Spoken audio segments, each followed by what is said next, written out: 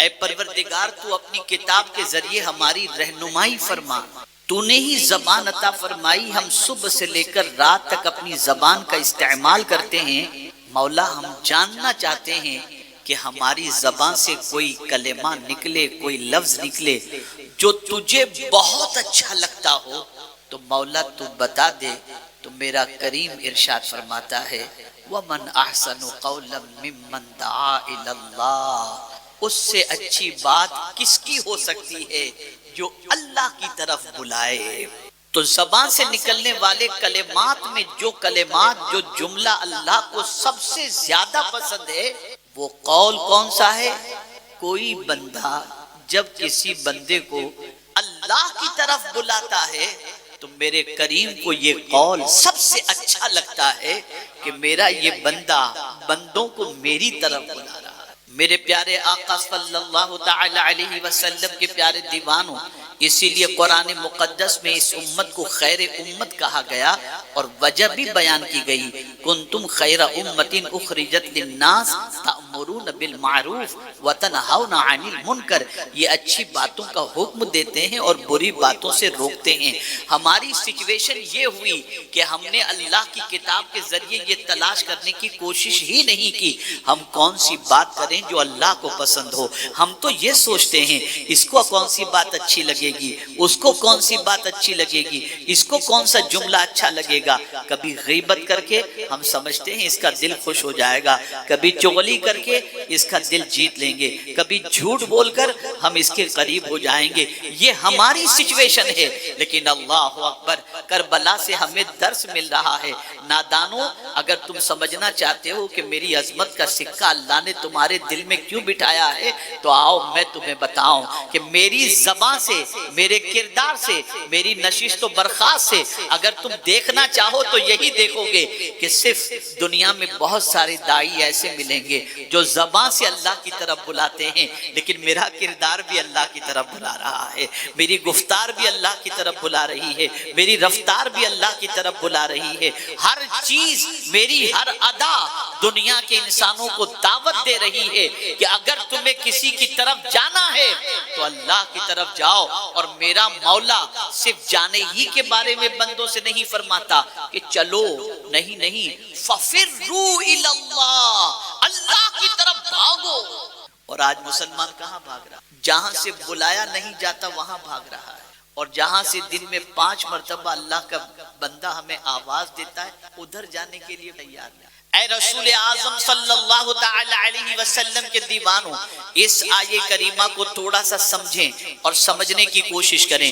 میرے پیارے آقا صلی اللہ علیہ وسلم کے پیارے دیوانوں، اس کے حوالے سے مفسرین ارشاد فرماتے ہیں کہ وَمَنْ أَحْسَنُ قَوْلًا مِّمَّنْ دَعَا إِلَى اللَّهِ، اس کی یہ جو رب قدیر جل جلالہ نے فرمایا، اس کے سلسلے میں مفسرین فرماتے ہیں کہ اس سے اگلی آیتوں میں ذکر ہے کہ جب پیغمبر رحمت صلی اللہ علیہ وسلم لوگوں کو اللہ کی طرف بلاتے، خیر کی طرف بلاتے، بھلائی کی طرف بلاتے، معبود برحق کی طرف بلاتے، تو اس زمانے کے کفار رسول اعظم صلی اللہ علیہ وسلم سے کہتے ہماری آنکھوں میں پردے پڑ چکے ہیں، ہم آپ کی بات سننے والے نہیں ہیں، نہ آپ کی دلیل کو قبول کرنے والے ہیں۔ تو پیغمبر رحمت صلی اللہ علیہ وسلم کے دل پر تکلیف ہوتی کہ میں انہیں اللہ کی طرف بلا رہا ہوں اور یہ جواب کے اندر یہ کہہ رہے ہیں۔ تو رب قدیر نے فرمایا میرے محبوب ان کی باتیں اچھی نہیں ہیں، باتیں تو تمہاری اچھی ہے کہ تم اللہ کی طرف بلا رہے ہو۔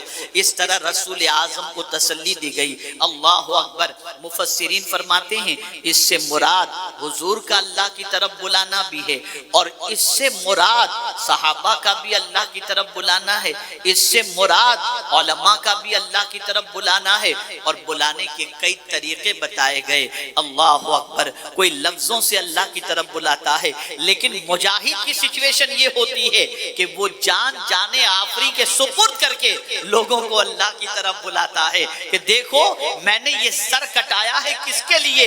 اللہ کے لیے، اس لیے آؤ اللہ کی طرف آ جاؤ۔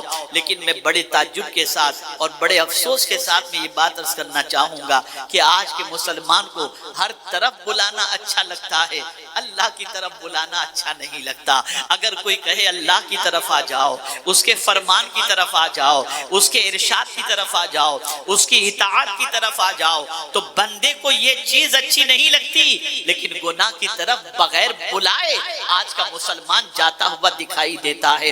میرے پیارے آقا صلی اللہ تعالی علیہ وسلم کے پیارے دیوانوں، اسی کے ساتھ تھوڑا سا اور آگے بڑھیں اور سمجھیں. کسی کی تقریر تھوڑی دیر کے لیے ہوتی ہے. ابھی آپ نے سید امین القادری صاحب کا خطاب سماعت فرمایا. آنکھوں سے آنسو گرے ہوں گے، تھوڑی دیر کے لیے دل میں جذبہ پیدا ہوگا، کچھ دنوں تک آپ کے دل پہ اس کا اثر رہے گا، پھر آپ کی زندگی میں چینجز اگر آ گئی تو سبحان اللہ، ورنہ مور دین 90% لوگوں کی سچویشن یہ ہوتی ہے جیسے تھے ویسے ہی، اور پھر زندگی ویسے ہی گزرنے لگ جاتی ہے. اللہ اکبر. یہ تقریر جب تک سنتے رہے، ٹی وی پر جب تک دیکھتے رہے، ویڈیو میں جب تک دیکھتے رہے، یوٹیوب پر دیکھتے رہے، محفل میں بیٹھے دیکھتے رہے، سنتے رہے، تب تک یہ اثر رہتا ہے.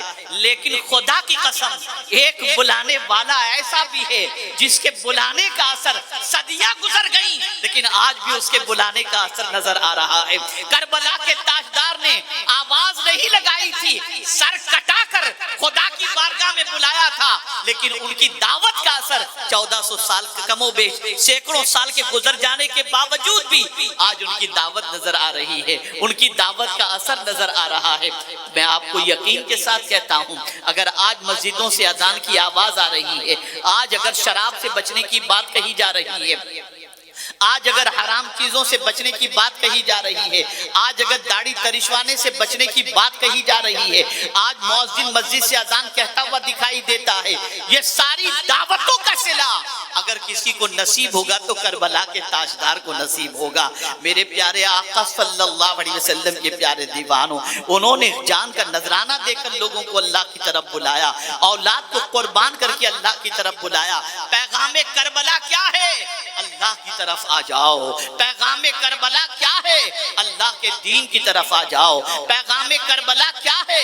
اللہ کے رسول کی طرف آ جاؤ. اور یاد رکھو، پوری دنیا کا مسلمان یہ سوچ رہا ہے ہماری تباہی کی وجہ کیا ہے، بربادی کی وجہ کیا ہے. آپ سوچیں گے کون سی تباہی اور بربادی؟ تو میں کہتا ہوں سب سے بڑی تباہی اور بربادی یہ ہے کہ آج مسلمانوں کا سکون ختم. کروڑ پتی ہے سکون، بنگلے میں رہتا ہے سکون، کے پاس زیورات کا انبار ہے سکون. سب سے بڑی تباہی یہ ہے کہ سکون ختم. لیکن میں حیران ہوں یا اللہ، 22,000 کے لشکر اور جوان بیٹے کی لاش کے سامنے امام حسین مطمئن رہے تھے، ان کی پیشانی پہ شکن کیوں؟ تو جواب ملے گا. سکون کی وجہ یہ ہے کہ جب تم اللہ کی اطاعت کرو گے، اس کے رسول کی اطاعت کرو گے، تو اللہ کی طرف سے تمہارے دل پر سکون نازل کر دیا جائے گا. سبحان اللہ. اور جب تم اللہ اور اس کے رسول کی نافرمانی کرو گے تو تمہارے دل سے سکون چھین لیا جائے گا. قرآن اسی لیے کہتا ہے اگر تم اچھی زندگی چاہتے ہو تو اللہ کی فرما برداری کرو، اللہ کے رسول کی فرما برداری کرو، اللہ تمہیں اچھی زندگی عطا فرمائے گا. تو عرض یہ کر رہا تھا، اس سے اچھی بات کس کی ہو سکتی ہے جو اللہ کی طرف بلائے. میں آپ سے پوچھنا چاہتا ہوں، ماں چاہے تو اپنے بچے کو اللہ کی طرف بلا سکتی ہے، بیٹا چاہے تو اپنے بھائی کو اللہ، بھائی چاہے تو اپنے بھائی کو اللہ کی طرف بلا سکتا ہے، باپ چاہے تو اپنے بیٹے کو اللہ کی طرف بلا سکتا ہے. اللہ اکبر. مسلمان چاہے تو مسلمان کو اللہ کی طرف بلا سکتا ہے. اور بلانے کے حوالے سے آج چوراہے پر بیٹھے رہتے ہیں نا لوگ. میں ابھی آیا، میں نے دیکھا کئی گلیوں کے نکڑ پر نوجوان بیٹھے ہوئے ہیں. اللہ اکبر.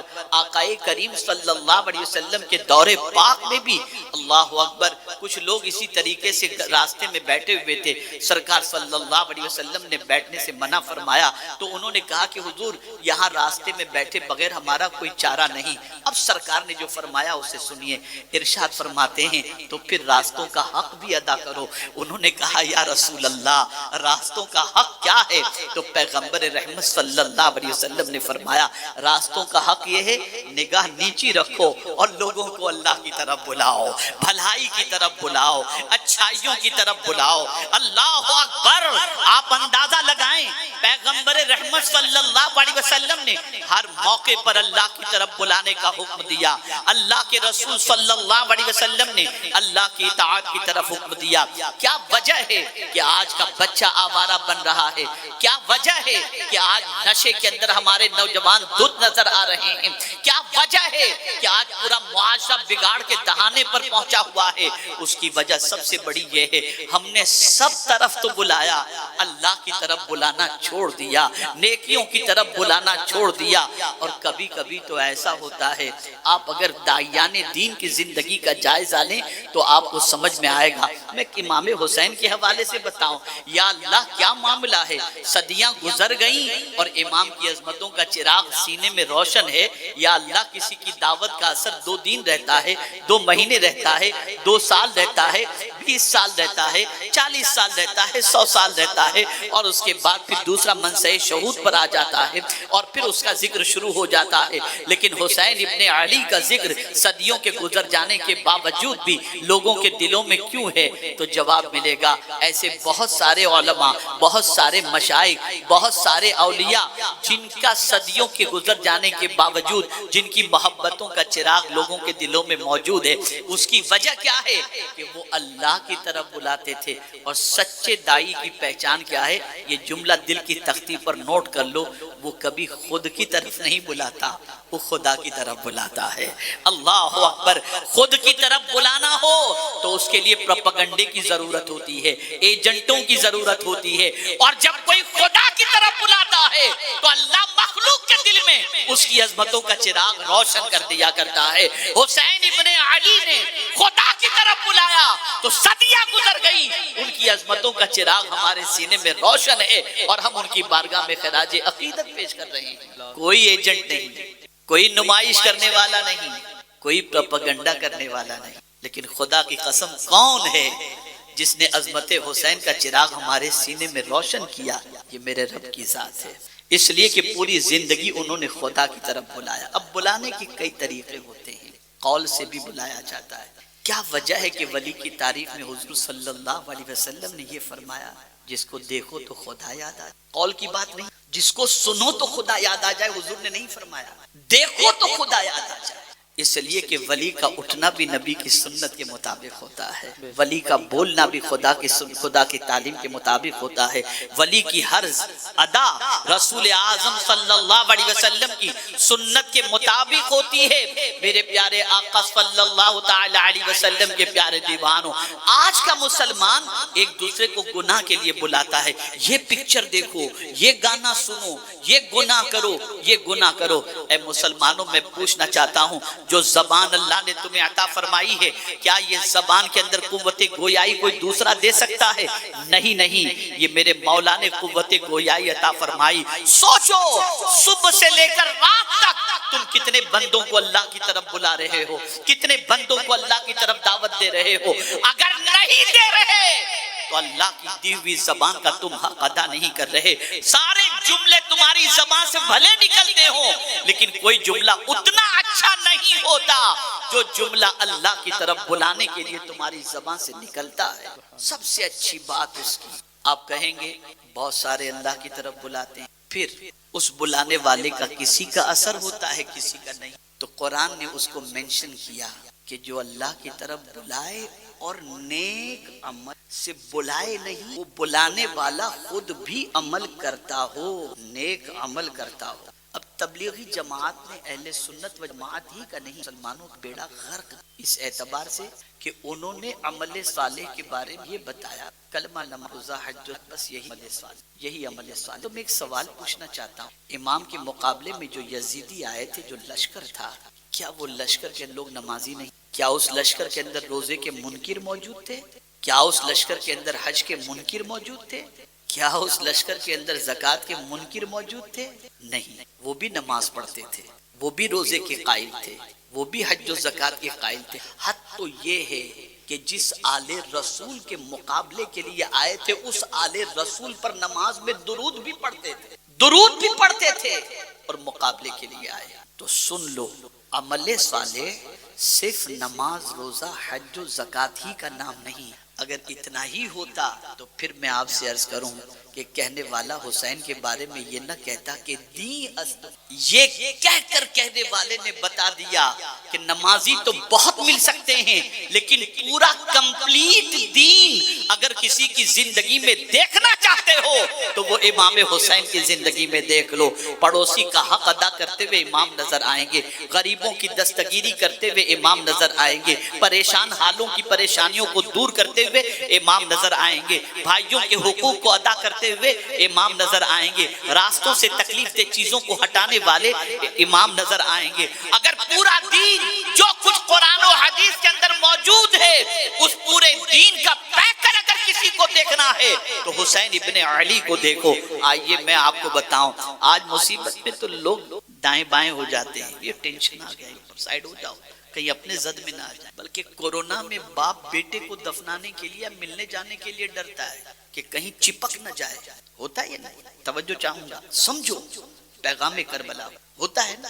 میں حیران، کربلا میں امام حسین رضی اللہ مولا تبارک و تعالیٰ نے اپنے اعوان و انصار جو بھی آپ کے ساتھ ان سب سے رات کی تاریکی میں فرما، یہ میرے پیاسے ہیں، میں تم سب کو خوشی سے جانے کی اجازت طرف سے تمہارے سلسلے میں، ان کی دشمنی مجھ سے ہے، تم جانا چاہو تو جا سکتے ہو، رات کی تاریکی میں نکل جاؤ گے کوئی ٹینشن نہیں۔ لیکن جواب میں یہی کہا جاتا ہے، جا کر کیا چند دن صرف اس لیے جئیں کہ ہماری زندگی کے چند دن خیر سے کٹ جائیں اور امام حسین کربلا میں پریشان اور جان جانے آفری کے سپورٹ کر دیں اور ہم ان کے لیے کچھ نہ کریں؟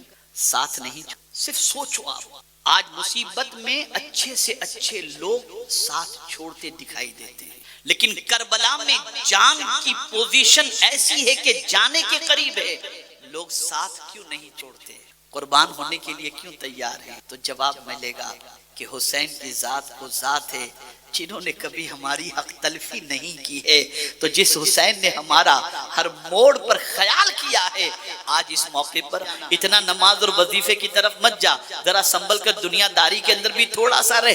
اللہ اکبر، آج کی مائیں یہ کہتی ہے۔ اسی طریقے سے اگر دیکھا جائے تو بہت سارے باپ اپنی بیٹی کو کہتے ہیں، بیٹی تھوڑا سا ماڈرن بھی رہا کر، بہت زیادہ بی بی ماں بن کر کے مت رہے ورنہ رشتے نہیں آئیں گے۔ اللہ اکبر، کربلا سے کیا پیغام لیا آپ نے، کربلا سے کیا سبق لیا؟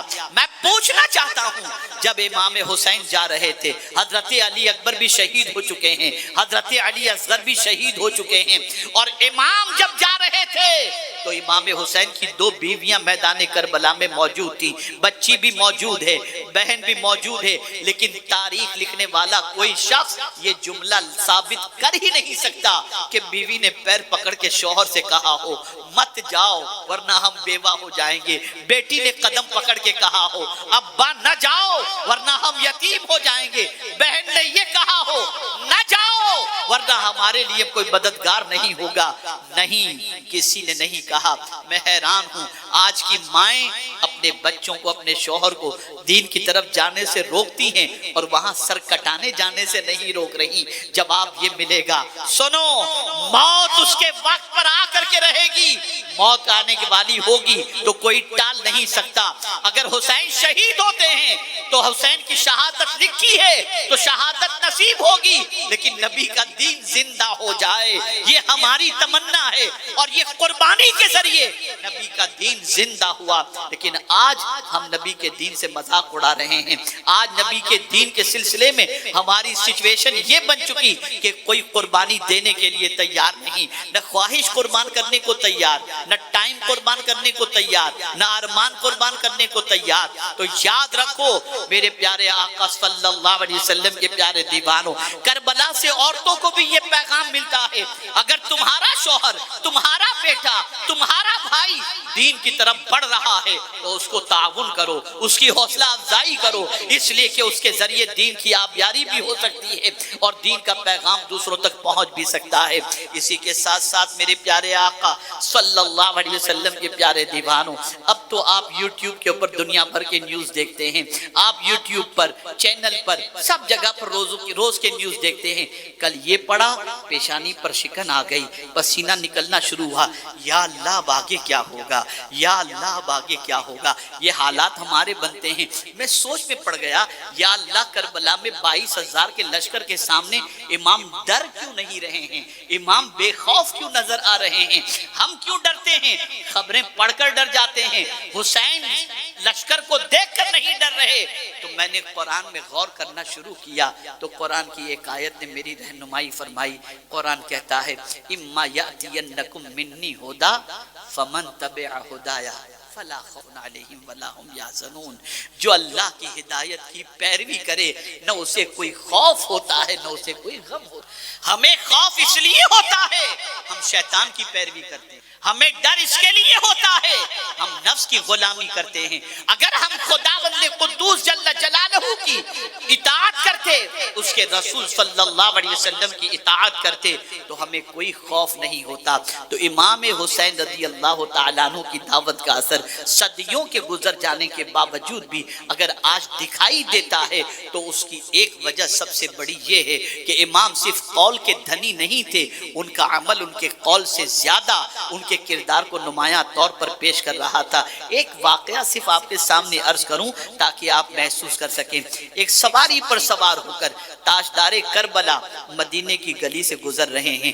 راستے میں کنارے پر کچھ غریب کچھ فقراء بیٹھے ہوئے ہیں اور کھانا کھا رہے ہیں. امام حسین کو دیکھا, کون امام حسین؟ نوجوانان جنت کے سردار. دیکھا سواری پر جا رہے ہیں, سلام کیا اور عرض کیا حضور آئیے تشریف. غریب فٹ پاتھ پر بیٹھ کر کھانے والے نواسے رسول کو آواز دیتے حضور تشریف لائیں. امام حسین نے سواری سے اترے, ان غریبوں کے ساتھ بیٹھے, کھانا تناول فرمایا اور تناول فرمانے کے بعد ان سے فرمایا اب تمہاری باری ہے, میں تمہیں دعوت دیتا ہوں میرے گھر تشریف لاؤ تاکہ میں بھی تمہاری خدمت کر سکوں, میں بھی تمہیں کھانا کھلا سکوں. اور یہ کہنے کے بعد توجہ چاہوں گا کہ پیغام کربلا کے حوالے سے اس چیز کو ذہن میں رکھو کہ صرف یہ نہیں کہ امام حسین نے شہادت اس طریقے سے دی اور یہ داستان سن لو. پیغام کربلا در حقیقت تمہاری زندگی میں انقلاب پیدا کرنا ہے اور تمہاری زندگی کو امام حسین کے نقش قدم پر چلانے کا عزم اپنے اندر پیدا کرنا ہے. اب آپ دیکھیں امام حسین سواری پر پھر سوار ہوئے تو آنکھوں سے آنسو جائے. امام پوچھنے والے نے پوچھا حضور کیا بات ہے, آپ رو رہے ہیں؟ امام حسین نے جواب دیا, غور سے سنو. ارشاد فرماتے ہیں جب اس غریب نے ان غریبوں نے مجھے آواز دی اور میں فوراً اتر گیا, اس کی ایک وجہ ہے, مجھے اللہ کا ایک ارشاد یاد آیا. رب فرماتا ہے انہ لا یحب المستکبرین, اللہ تکبر کرنے والے سے میں اتر کر ان کے ساتھ بیٹھ گیا تاکہ تکبر کرنے والوں میں میرا ہو جائے. تو میں اس لیے رو رہا ہوں کہ اے کریم تیرا شکر ہے کہ میرا شمار ان بندوں میں نہیں جس سے تو محبت نہیں کرتا, یہ تیرا کروڑوں شکر ہے. اب میں آپ سے پوچھنا چاہتا ہوں آج غریبوں کا خیال کون کرتا ہے؟ آج کا دن 14 محرم حضور مفتی اعظم ہند علیہ رحمہ کا یوم وصال ہے. کیسے عظیم پیر تھے وہ, اور امام حسین کے کیسے نقش قدم پر چلنے والے تھے. اللہ, گورنر ملنے کے لیے آ رہا ہے, اس سے پہلے تیاری کر چکے تھے ایک غریب بیمار کی عیادت کے لیے جانے کی. گھر سے نکل چکے تھے, آ کر اطلاع دی گئی گورنر ملنے کے لیے آ رہا ہے. ارشاد فرماتے ہیں جو قدم نبی کی سنت کو ادا کرنے کے لیے نکل چکے ہوں وہ قدم اب پلٹ نہیں سکتے. گورنر سے میرا کیا لینا دینا, اور نکل پڑے ایک غریب کی عیادت کے لیے. آپ اندازہ لگائیں میرے پیارے آقا صلی اللہ علیہ وسلم کے پیارے دیوانوں, کتنا حوصلہ تھا ان کے اندر اور کتنا اللہ اور اس کے رسول جل جلالہ و صلی اللہ علیہ وسلم کے فرامین پر عمل کرنے کا جذبہ تھا. تو عرض یہ کر رہا تھا کہ اے رسول اعظم صلی اللہ علیہ وسلم کے دیوانوں, وہ عمل صالح کے پیکر تھے. اب عمل صالح کے حوالے سے ذہن کے اندر رکھیں, وہ عبادات میں بھی پرفیکٹ تھے, معاملات میں بھی پرفیکٹ تھے اور اخلاق میں بھی پرفیکٹ تھے. یہ تینوں ان کی زندگی. تبلیغی جماعت نے صرف عبادات کے اندر قید کر دیا اور معاملات اور اخلاق کو پیچھے کر دیا. کوئی پیمنٹ لینے کے لیے آئے تو 4.5 مہینے کے چلے پہ چلے جاؤ, وہ دھکے کھاتا رہے گا, کا تو اللہ کے نام پر نکل پڑے ہیں. الیاذ باللہ, بڑی عجیب سچویشن ہے. آپ ذرا سوچو, بیوی تڑپ رہی ہے, ماں بلک رہی ہے, نکل جاؤ 40 دن کے چلے کے اوپر, اللہ حفاظت کرنے والا ہے. پڑھائی کا مسئلہ ہے, چھوڑ دو, نکل جاؤ 40 دن کے چلے کے اوپر. ان معاملاتی زندگی زندگی کے بارے میں نہیں سوچا گیا۔ اللہ اکبر، میرے پیارے آقا صلی اللہ تعالی علیہ وسلم کے پیارے دیوانوں، یہ عمل صالح اسے کہتے ہیں کہ عبادات کے موقع پر عبادات ہو اور معاملات کے موقع پر معاملات ہو، اخلاق کے موقع پر اخلاق ہو، اور ہر جگہ جب ان کا قرآن و حدیث کے مطابق ظہور ہوتا ہو تو سمجھ لینا تم عمل صالح کے پیکر ہو۔ اللہ اکبر، کوئی ایسا بھی سخی آپ نے دیکھا ہے؟ امام کی بارگاہ میں ایک سائل آتا ہے، آ کر کے سوال کرتا ہے، تاجدار کربلا امام حسین رضی اللہ تعالیٰ عنہ فرماتے ہیں ابھی میرے حصے کی روزی راستے میں ہے، تھوڑی دیر میں آ جائے گی، میں تمہارا سوال پورا کر دوں گا۔ کوئی قرض مانگنے کے لیے نہیں آیا تھا، کوئی اس کا پیسہ نہیں نکل رہا تھا امام حسین پر کہ وہ مانگنے کے لیے آیا ہو، وہ تو سائل تھا، سوال لے کر کے آیا تھا۔ امام حسین رضی اللہ تعالیٰ عنہ نے فرمایا تھوڑی دیر کے اندر میری روزی آ جائے گی، میں تجھے دے دوں گا۔ اشرفیوں سے بھری ہوئی تھیلی جب ان کی خدمت میں حاضر کی گئی، امام حسین نے ساری تھیلیاں اٹھا کر اس سائل کو دے دی۔ چلیے یہاں تک تو سمجھ میں آتا ہے، لیکن اس کے بعد امام فرماتے ہیں اس سائل سے، بھائی مجھے معاف کر دے۔ جھولی بھر کر معافی مانگ رہے ہیں، مانگنے والے کو دے کر اس سے معافی مانگ رہے ہیں۔ وہ کہتا ہے حضور آپ مجھے معاف فرما دیجئے، میں نے آپ کو تکلیف دی، آپ نے تو میرا سوال پورا فرمایا، میں نے آپ کو تکلیف دی، آپ مجھے معاف فرما۔ امام جواب میں ارشاد فرماتے ہیں سن، معافی مانگنے کی وجہ یہ ہے کہ تو نے سوال بہت پہلے کیا تھا، تیرے سوال کو پورا کرنے میں جو مجھ سے تاخیر، اس سلسلے میں میں تجھ سے معافی مانگتا ہوں۔ لاؤ ایسا کوئی سخی مجھے دنیا کے، اور کیوں نہ ہو ان کے نانا جان کا وطیرہ تو یہ تھا کہ خود بھیک دیں اور خود کہیں منگتا کا بھلا ہو، یہ نبی کی شان۔ آج تو یہ جملہ بہت ذہن میں رکھ، کسی پر احسان کیا تو اس کو نچوڑ لینے والی پوزیشن ہو۔ قرآن حضور سے کہتا ہے وَلَا تَسْتَكْثِرْ، قرآن حضور سے فرما رہا ہے احسان کے بدلے میں کسی سے زیادہ نہ لو۔ اور اگر کوئی یہ تصور کرتا ہو میں اس پر احسان کر رہا ہوں، ابھی پرسوں ایک ڈیبیٹ تو نہیں کہہ سکتے، ایک بحث چل رہی تھی ہماری کسی کے، اور معاملہ یہی تھا کسی غریب کی مدد کے سلسلے میں، یار میں کب تک دیتا رہوں یار، جب دیکھو تب میرے پاس اس کے سوالات آتے رہتے۔ یہ سن رہا تھا، میں سنتا رہا، میں نے کہا یہ کب سے تم خمار آ گیا، یہ کہاں سے تم، اور یہ کہاں سے، غور سے سنیے گا، یہ کب سے تمہارے ذہن میں آ گیا کہ تم اپنی عقل اور اپنی ہوشیاری سے کما رہے ہو، یہ کہاں سے آ گیا؟ سنو، رسول اعظم صلی اللہ علیہ وسلم فرماتے ہیں تم روزی دی جاتی تمہارے کے سبب دی جاتی ہے، یعنی تم جو کمزوروں کی مدد کرتے ہو اس مدد کے عوض کے اندر اللہ تمہیں روزی عطا فرماتا ہے۔ آپ ذرا، ہم یہ سمجھتے ہیں کہ ہم اسے دے رہے ہیں، لیکن حضور فرماتے کہ ان کے سبب سے اللہ تمہیں دے رہا ہے۔ اسی لیے حضور فرماتے میرے امتیوں مجھے تلاش کرنا چاہتے ہو نا، آؤ میں تمہیں میرا پتہ بتاتا ہوں کہ میں تمہیں کہاں۔ سرکار نے فرمایا ابغ فی الضعفاء، مجھے تلاش کرنا ہو تو تم میں کے کمزوروں میں تلاش کرو۔ آپ ذرا سوچو اور اندازہ لگاؤ۔ تو عرض یہ کر رہا تھا ہم غریبوں سے نفرت کرتے ہیں، غریبوں کو حقارت کی نظر سے دیکھتے ہیں، اور غریبوں کا ہمارے نزدیک کوئی مقام نہیں، بلکہ اگر حقیقی بھائی بھی غربت کی چکی میں پیسا جا رہا ہے اور بوسیدہ لباس پہنتا ہو تو ہم اسے اپنا بھائی کہنے کے لیے بھی اور اس کا تعارف کرانے کے لیے تیار نہیں ہوتے کہ کہیں ہماری عزت نہ چلی جائے۔ اللہ اکبر۔ لیکن تمہیں کیا خبر کہ جس حلیے میں جس کو تم حقیر سمجھ رہے ہو اس حلیے میں اس کا مقام قدرت کے نزدیک کیا ہے۔ امام جانتے تھے، تاجدار کربلا جانتے، تو بات مؤثر اس وقت ہوتی ہے جب دعوت دینے والا خود عامل بھی ہو۔ قرآن کہتا ہے عملا ومن احسن قولا ممن دعا الی اللہ وعمل صالحا، اور پھر یہ نہیں کہ بلا تو اللہ کی طرف رہا ہے لیکن سوچتا ہے یار میں آج جو اس لیے کہ میں مسلمان، کوئی مجھے پہچان نہ لے کہ میں مسلمان ہوں، داڑھی نہیں، نمبر پلیٹ، نیم پلیٹ بھی جو لکھتا ہے اس کے اندر بھی شارٹ فارم کے اندر کہ کہیں کوئی پہچان جائے۔ تو نہیں، اس طرح سے اسلام کی دعوت اس طرح سے ہوتی ہے کہ جب تم اللہ کی طرف بلاؤ اور نیک عمل کرو تو فخر سے کہو وقال اننی من المسلمین، میں مسلمانوں میں سے ہوں۔ جب یہ یقین تمہارے اندر پیدا ہوگا تو تمہاری دعوت کو کوئی غیر مؤثر نہیں کر سکتا۔ اسی لیے کربلا میں امام حسین رضی اللہ تعالیٰ عنہ نے اپنے وجود کو منوایا تو اسی اعتبار سے منوایا کہ میں مسلمان ہوں، میں اللہ کی اطاعت کرنے والا ہوں، اللہ کی فرما برداری کرنے والا ہوں۔